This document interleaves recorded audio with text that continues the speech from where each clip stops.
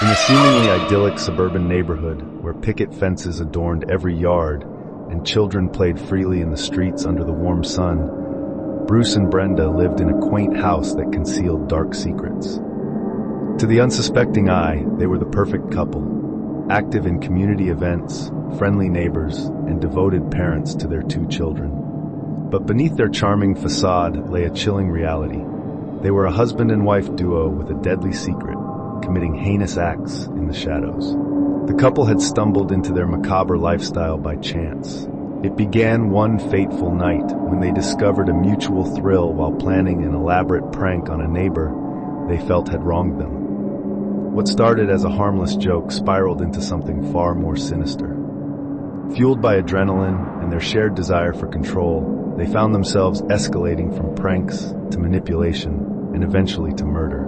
Their first victim was Mr. Jenkins, an elderly man who lived alone and had a penchant for nosiness. When Mr. Jenkins threatened to report Brenda for letting their children run around unsupervised, the couple saw him as a liability. Under the cover of darkness, they lured him into their garage, feigned a neighborly discussion, and when the moment was right, they struck. The thrill of taking someone's life bonded them in a way they had never anticipated. As weeks turned into months, Bruce and Brenda's actions grew bolder. Each murder was meticulously planned, every detail calculated to ensure they remained undetected. They would leave behind no traces, no evidence, only calculated chaos that would confuse the authorities and set the tone of fear within the community. Each death tied back to a fabricated story they spun, and soon the neighborhood was rife with speculation and paranoia. Friends turned against each other, whispers echoed in every corner, but Bruce and Brenda wore their masks with confidence. Things took a turn when Brenda grew restless.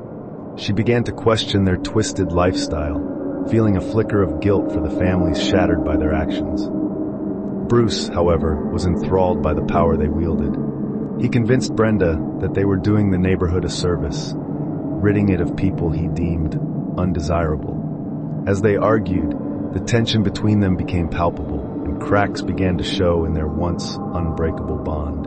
One night, as they sat sipping wine on their porch, Brenda voiced her fears. "What if one of us gets caught? What about the kids? Are we really safe?"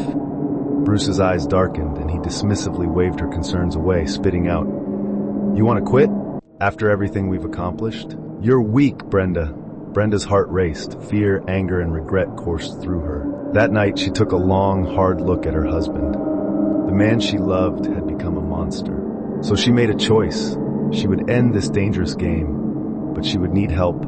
That very night, Brenda reached out to an old friend from high school, Sarah, who had a troubled past of her own. They met in secret, away from the prying eyes of the neighborhood, and Brenda poured out her heart about her life with Bruce. Sarah listened intently and offered to help Brenda expose Bruce's crimes. Together, they laid a plan to gather evidence and turn Bruce over to the authorities. But Bruce had caught wind of their secret meetings, and one night, he confronted Brenda, rage boiling beneath his calm exterior. "I trusted you. You think you can just walk away?" In a fit of fury, he accused her of betrayal and threatened her life, revealing the extent of his madness.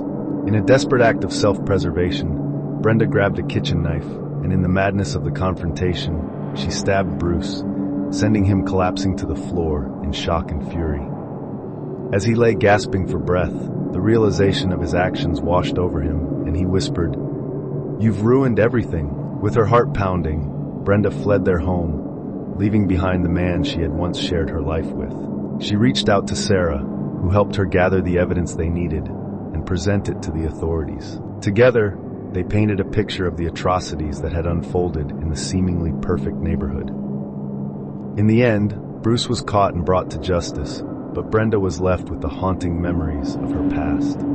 Though freed from the chains of their dark reign, she grappled with guilt and the loss of her family life, forever etched in the shadows of deceit.